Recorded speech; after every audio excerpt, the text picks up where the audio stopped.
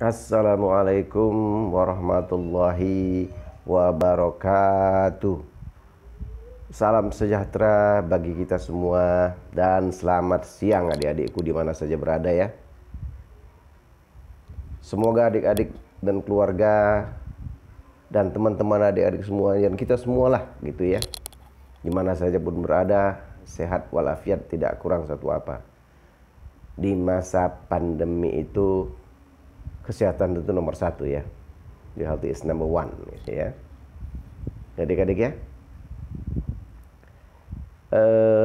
Saya tidak lupa nih, tetap mengingatkan adik-adik ya untuk mentaati protokol kesehatan yang sudah dianjurkan pemerintah, yaitu memakai masker, jaga jarak, dan selalu cuci tangan. Ya, bila bepergian adik-adik pulang ke rumah atau ke tempat kos-kosnya, langsung ganti bajunya, mandi bersih-bersih, kemudian ganti dengan baju yang bersih dari dalam rumah gitu ya.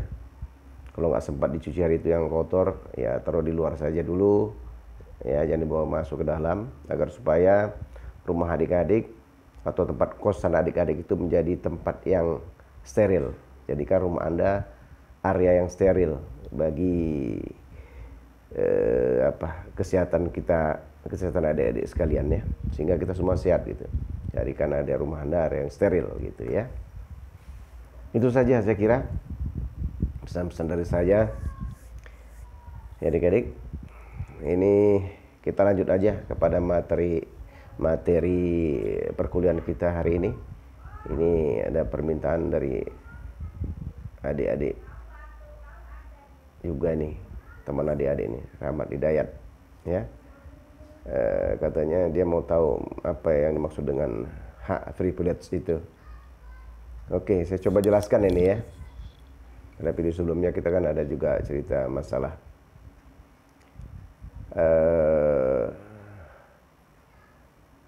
perjanjian aksesoris tambahan ya, cerita dikit kita tentang hak privilege ya gitu. Tapi ini beda gitu ya. Nanti akan saya jelaskan ya adik-adik ya. Jadi hak privilege itu apa sih gitu ya? Ya nih.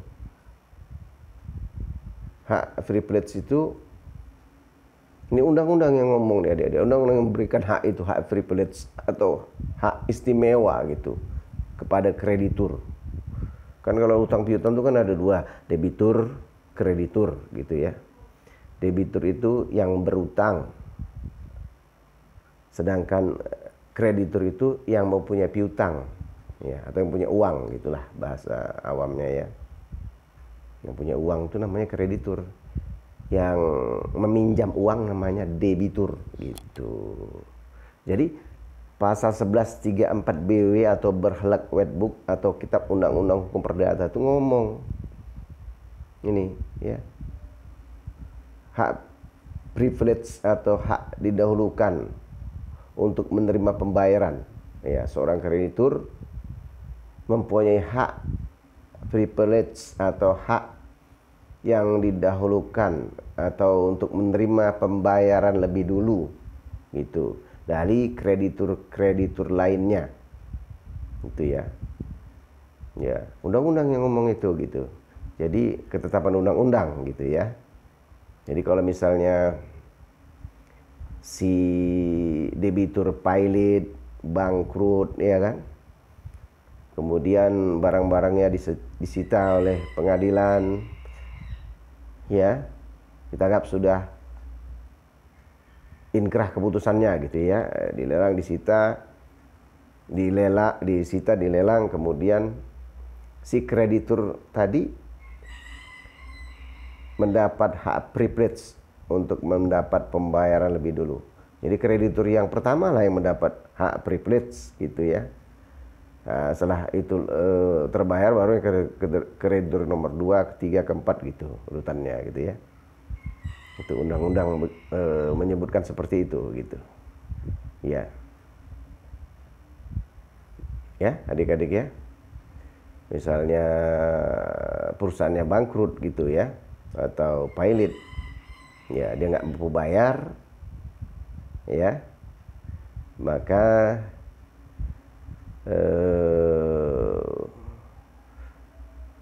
si kreditur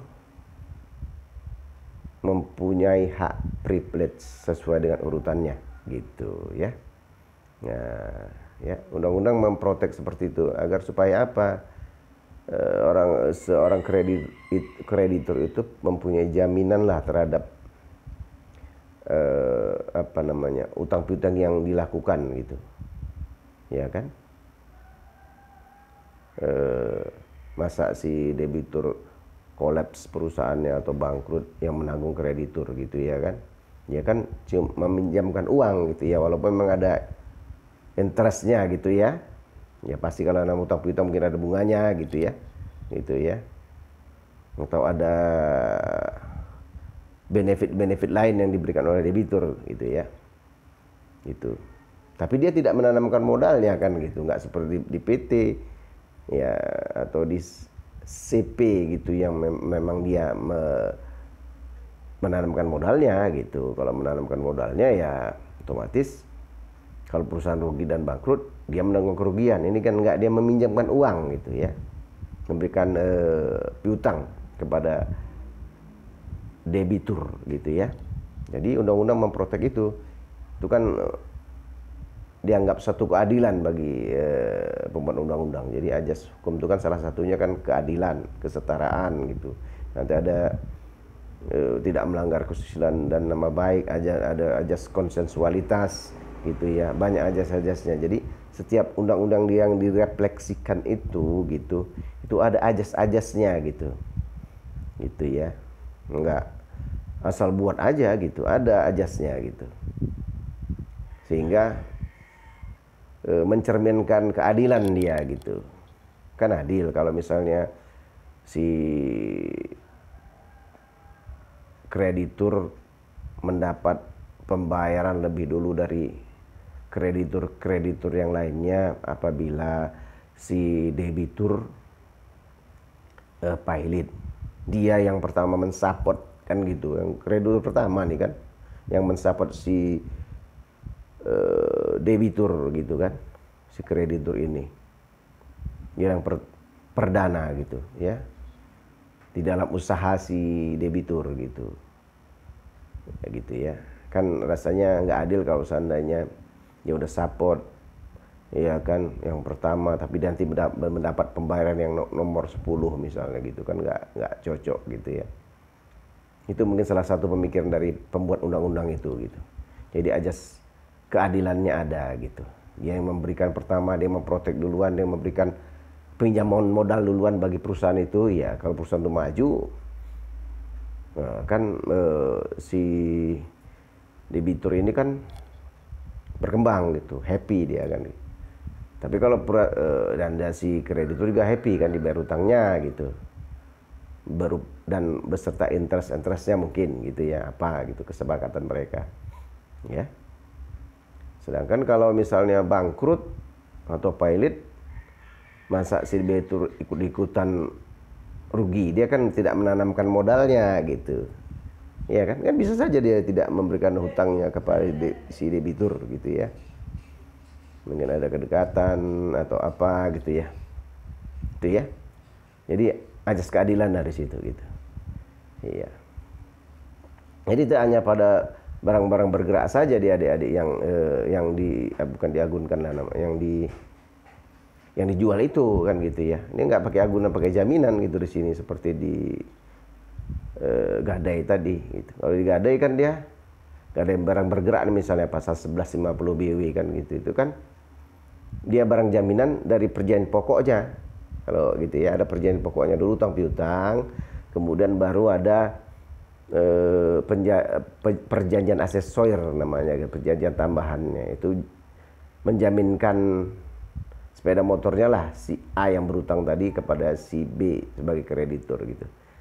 Bila nggak mau bayar, ini jualkan gitu, dijual lah ini gitu. Itu kesepakatan dan itu dimintakan misalnya kalau begitu, kalau dijualkan nanti kamu utang sama siapa-siapa aja misalnya si A, si B, si C. Oke ya, saya minta dibayarkan lebih dulu ya utangnya ya. Oke, katanya kesepakatan dulu, ada kesepakatan gitu kalau di 1150 tadi antara debitur dan kreditur.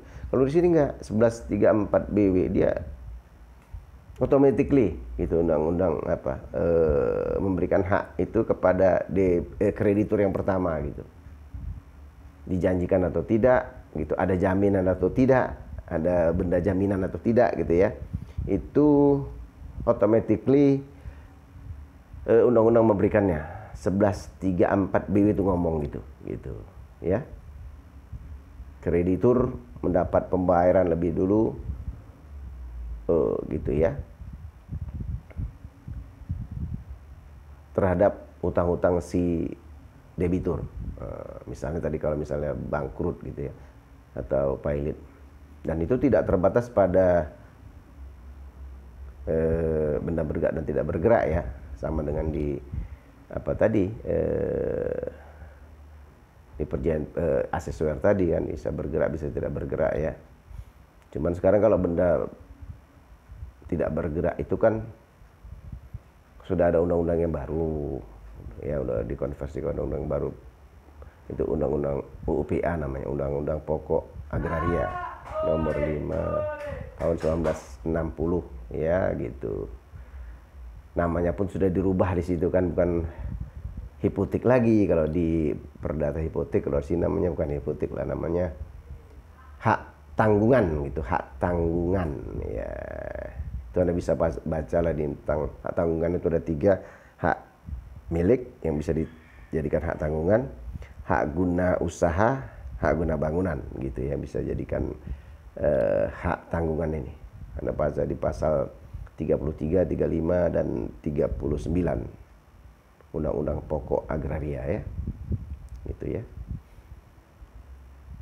Saya kira demikian sajalah ya adik-adik ya. Tapi esensinya, intinya dari kuliah kita hari ini adalah hak privilege itu adalah hak istimewa untuk mendapatkan pembayaran lebih dulu yang diberikan kepada kreditur ya, apabila si debitur tidak mampu membayar hutang-hutangnya gitu ya.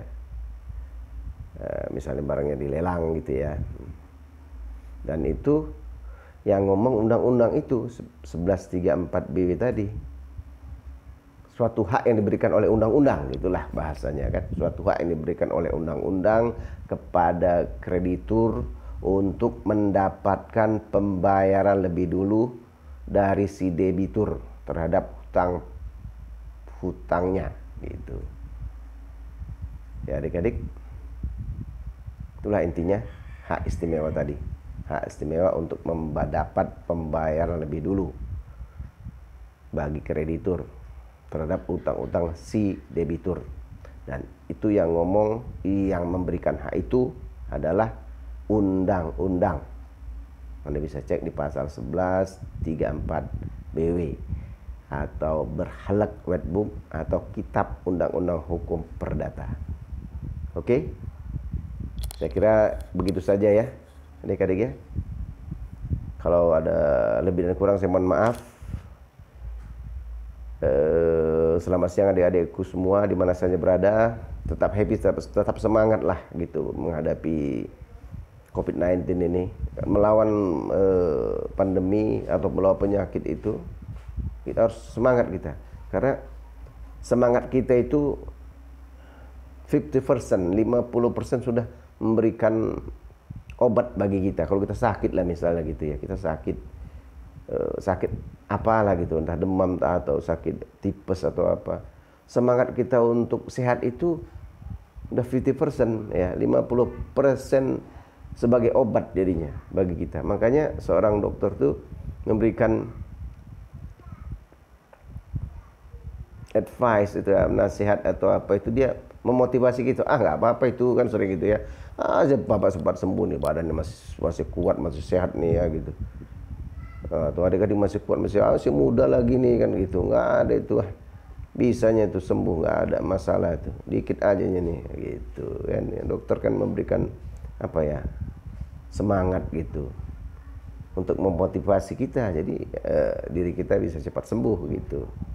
Kita semangat untuk sehat, otomatis kita semangat makan obatnya kan gitu, semangat menjaga pantangan-pantangan ya kan kita semangat untuk sehat gitu.